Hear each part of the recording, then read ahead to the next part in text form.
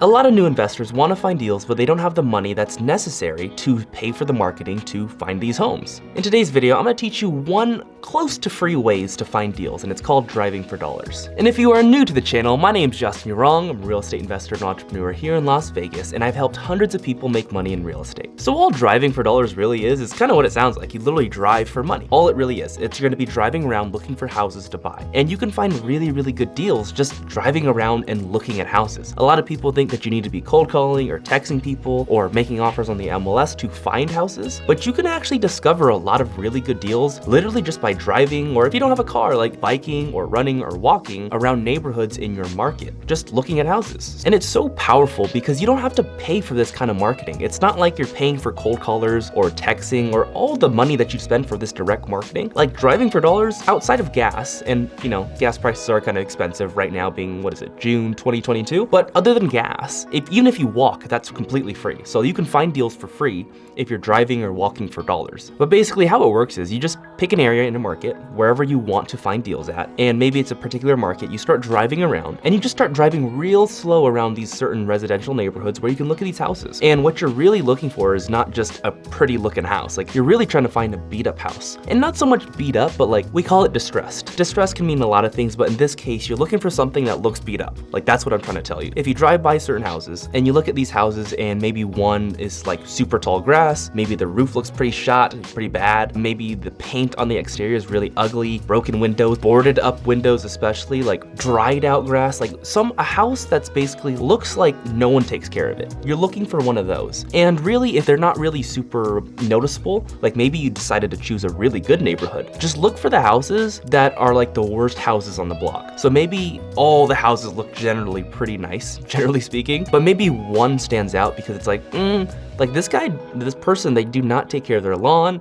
their paint looks kind of bad just compared to the rest of the houses. It's not necessarily looking for stuff that looks absolutely horrible, although those are great. It's just looking for houses that just don't fit, that are a lot worse than what the other houses look like. So back when I did this myself, so I'd be driving by these properties, I'd be looking at these homes, and anything that looked kind of beat up in that kind of condition that I just mentioned, I'd note the address, and I might compile 50 addresses or 100 addresses at a time. And I personally would try to knock on the doors too. So I'd pull over, knock on the door just to see if anyone's home. And if someone was home, which they didn't always answer the doors just because of whenever I would drive by, but I'd ask them, hey, like, would you want to sell their home? If they actually opened up their door. And if not, I'm like, cool, move on, and then go to the next one. And so I do that for these 50 houses, and for anyone who did not answer the door, I'd make sure to note it, like, hey, they didn't answer the door, make sure you call them later. And you might be thinking, like, how do you call these people? You don't have their cell phone numbers. Well, you can actually find all this stuff on the internet. It's kind of crazy. Basically, when I had a list of about 50, 100 numbers or 100 addresses, I usually need to go to like 1,000 because I was lazy, but I'd go back to my house, and because I didn't want to pay for any type of skip tracing, and if you don't know what skip tracing is, it's basically where you can find someone's number,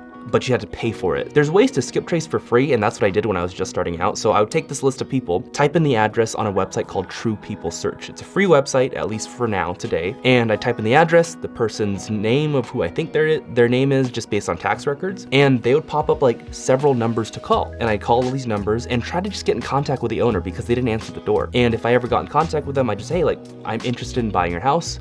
Would you ever consider selling? It's really hard, it's really a lot of work, but it's free. That's what I'm saying. It's a free way to find deals. The only money that I would spend literally just be my gas, driving, and my time. So if you have a lot of time, but not a lot of money, this is a great way to find deals because you don't have to spend anything. Full disclosure, the way that I just described in finding deals driving for dollars, I never actually found deals that way. I definitely made offers and I did everything I just said, but how I really found deals driving for dollars, I didn't drive for dollars first. What I really did was I would compile a list of people or properties that I wanted to buy, just based on different services where you can find like how much equity someone has in a home, or if maybe they're late on taxes. Like I'd have certain lists I'd call on, and I'd call these people first, because I was like, I don't want to drive to every single one of these people, especially if I had a list of like, if I had a list of 1,000 people, I did not drive to 1,000 like addresses like that. I had a list of 1,000 people. I'd skip trace them first, so I try to find their phone numbers. is I'd call them first and then I'd text them if there's no answers. And I did that for a while. Like I'd follow up multiple times, and if I never got in contact with them for a while and I ran through the list multiple times of calling, that's when I'd drive for dollars. So my drive for dollars was very targeted. So I might have a list of like a bunch of different zip codes, and I might just pick a day after I've exhausted the list and called everyone. I might pick a zip code like the 701 zip code or whatever zip code it was, but the 701,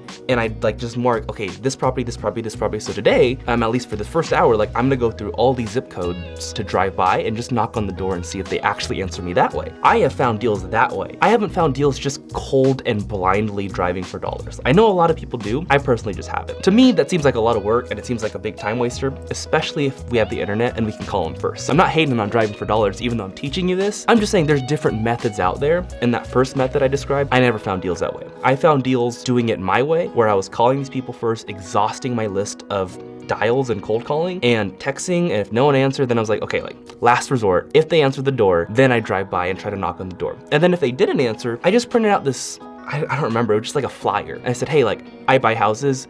Here's my name, like my contact information. If you're interested in selling, let me know. And I just stick it in people's doors. Like if they had the little security gate, I just stick it in there. Or if they had a mat, I just put it right in the mat. Now that I think of it, I probably shouldn't do that because I have a mat at my house. And when people stick stuff under my door on the mat, I definitely ignore that for a long, long time. But I feel like if it's on the door, they actually pick it up, or I pick it up. Yeah, looking back, I probably should always try to find a way to stick it on a door or something, like a flyer hanger. There wasn't really much thought behind it. It was just drive by, hoping and praying that I would get a deal that way. And I did. Basically, I would call these people, like when I was first cold calling, this is one of my very first deals. I hit the phones real hard. I compiled a list of like couple thousand people, cold called it myself. It was literally as simple as just calling people, texting them, and if there's no responses after a few follow-ups, just driving past, knocking on the door. And actually a lot of those people would answer. And so it just opened up some ways to have some conversation about getting deals through driving for dollars. I think there's like two different types of driving for dollars in my opinion. There's like the cold driving for dollars where you're just driving by, there's no list, no nothing, you're just like blindly driving and looking for houses, like looking for beat up houses. That's the cold approach. I've done that, not a lot of it. I've done way more of this other approach where it's like the warm driving for dollars. So you've already called them, you've already texted them, you already have a list of people where you know they have equity or they're behind on taxes. They're very targeted people. And so I prefer this method of driving for dollars because I know these people, at least if I do talk to them, there's a much better chance of them selling their home to me versus just like random people. Yeah, they're all random, but basically the warm approach for me has worked a lot better, and it might work for you too. So that's just my experience driving for dollars. I'm by no means an expert at it, but that's just what I did. Also, if you want help to grow your real estate business, whether you're brand new or if you already got deals in your belt, click on the link in the description, fill out the application, and then someone from my team's gonna reach out to you. Peace.